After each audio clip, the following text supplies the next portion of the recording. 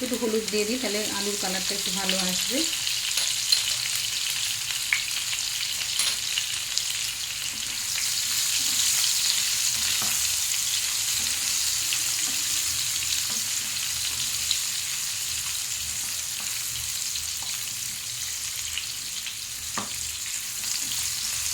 আলুটা একটু লাল লাল করে ভাজতে হবে।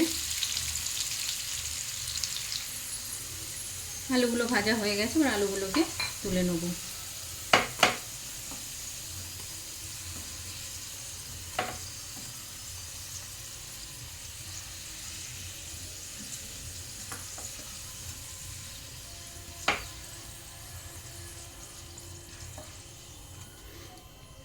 এবার এই তেলেই দিয়ে দেবো আমি ফোড়নের জন্য কিছু কালো জিরে। কালো জিরেটাকে 8 থেকে 10 সেকেন্ড একটু ভেজে নিয়ে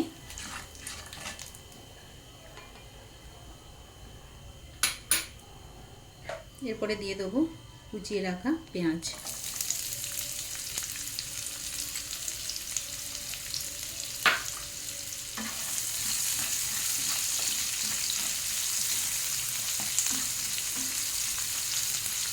পেঁয়াজটাকে একটু ভালো করে ভাজতে হবে।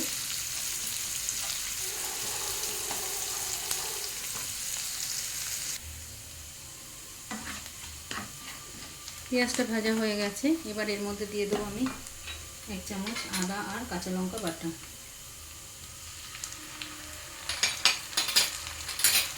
আদাটাকে ভালো করে ভেজে নিতে হবে, যাতে আদার একটা কাঁচা গন্ধ সেটা যাতে না থাকে।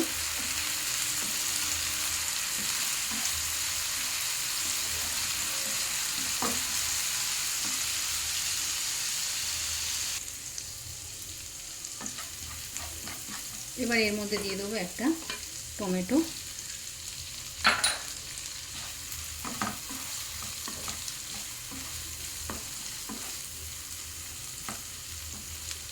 টমেটোটা ভালো করে সেদ্ধ হবে, এর জন্য অল্প একটু লবণও দিয়ে দিচ্ছি এর মধ্যে।